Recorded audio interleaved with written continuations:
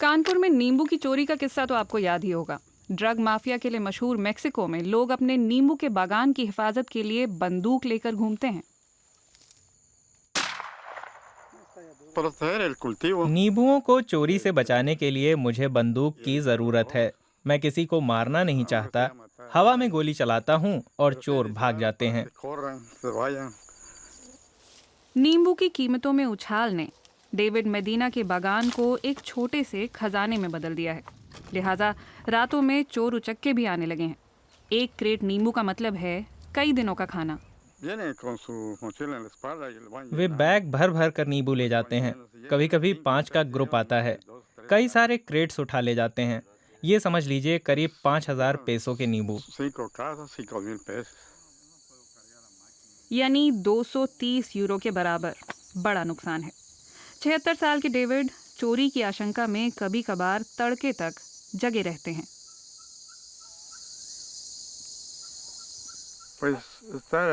मैं थोड़ा और ज्यादा देर तक रुकूंगा। हो सकता है कहीं कुछ हरकत हो या कुछ सुनाई दे जाए। मार्चेलो अवीला अपने पिता, भाई और भतीजे के साथ डेविड के खानदानी बागान की गश्त लगाते हैं। चोर यहाँ अनगिनत बार धावा बोल चुके हैं और उस चक्कर में अगले मौसम की फसल को भी बर्बाद कर रहे हैं। जब वे अपने कपड़ों में नींबू भरते हैं तो अपने आसपास के पेड़ों को भी नुकसान पहुंचाते हैं। सुबह के समय हम देखते हैं कि छोटे छोटे नींबू भी गिरे पड़े होते हैं।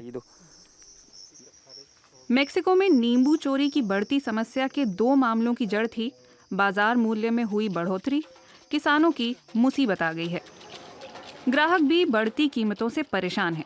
2021 के आखिर से कीमतें 3 से 4 गुना बढ़ चुकी हैं। मेक्सिको में हर साल औसतन 18 किलो नींबू खाया जाता है। वो कमोबेश हर व्यंजन में काम आता है। हर चीज में, स्टू से लेकर टाकोस तक, नींबू की जरूरत होती है। आमतौर पर हम 1 किलो नींबू खरीदते हैं, लेकिन इन दिनों 1 पाव ही ले रहे हैं क्योंकि नींबू इतना महंगा जो हो गया है। सोशल मीडिया पर नींबू को लेकर मजेदार मीम्स की भरमार हो गई है। वो हरा सोना है, नकदी लेन देन का जरिया है, या बख्तरबंद सिक्योरिटी वैन में रखा है, या सगाई की अंगूठी बन गया है। ये लोगों को मालामाल कर रहा है। कीमतों में उछाल के पीछे कई कारण हैं। जलवायु, सीजन और मीचोवाकान राज्य। यहाँ की जमीन नींबू से भरी होती थी, लेकिन माफिया गिरोहों के आपसी झगड़ों से किसान पिस गए। उन्हें अपनी जगह छोड़कर जाना पड़ा। हिपोलितो चावेस ने यहीं टिकने का फैसला किया। अपराधियों से मुकाबला करने के लिए अपना दस्ता खड़ा किया। कैमरे पर बात करने को तैयार वो अकेले किसान हैं। दूसरों को डर लगता है कि वे कुछ बोलेंगे तो मारे जाएंगे।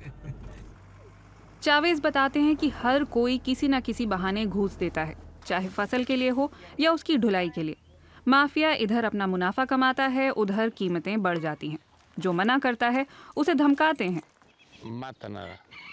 वे व्यापारियों को मार डालते हैं और नींबू की कीमतें तय करते हैं। वे आप पर हमला करके अपनी रकम ऐंठते हैं। चावेस का इरादा है लड़ाई जारी रखने का, फिर चाहे जो हो। मैंने अपना एक बेटा गंवा दिया। बहुत सारे दोस्त भी मेरे लिए लड़ते हुए चले गए। ये दर्द बहुत गहरा है। दूसरे किसान हिंसा से भाग खड़े हुए हैं। अपने पीछे नष्ट होने के लिए छोड़ गए हैं दसियों हजार पेड़। उनकी फसल निकालने वाला कोई नहीं। बाजार में सप्लाई में वो कमी भी कीमतों में उछाल की एक वजह है। इधर युकाटान में किसानों को कम से कम माफिया का डर नहीं है, सिर्फ छोटे मोटे चोर उचक्के ही हैं। स्थानीय पुलिस किसानों के गश्ती दलों की मदद करती है।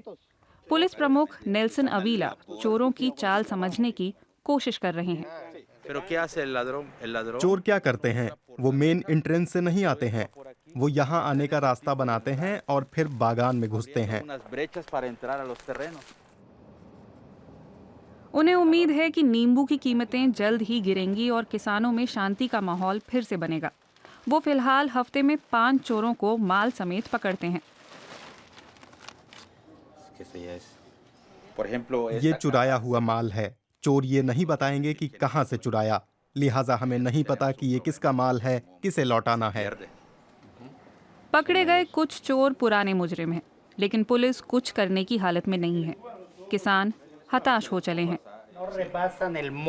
हर एक चोर जिस मात्रा में नींबू चुराता है वो इतनी कम होती है कि किसी पर आरोप नहीं बनता। उन्हें 24 या 36 घंटे तक हिरासत में रखा जाता है। रिहा करने से पहले कुछ चोरों से सफाई वगैरह का काम करवा लेते हैं। नींबू किसान डेविड मेडिना के लिए आज की रात तो शांत ही रही। अब उन्होंने एक ओझा बुलाया है। दोनों मिलकर पवित्र देवताओं को जड़ी बूटियों की आहुति दे रहे हैं। हम ये इसलिए करते हैं क्योंकि हमें विश्वास है कि ये काम आएगा और आगे भी हम नींबू की फसल उगाते रह पाएंगे। वो नींबू की कीमतों के स्थिर हो जाने की दुआ कर रहे हैं ताकि उनके जैसे किसान पर्याप्त कमाई कर सकें और चैन की नींद सो सकें।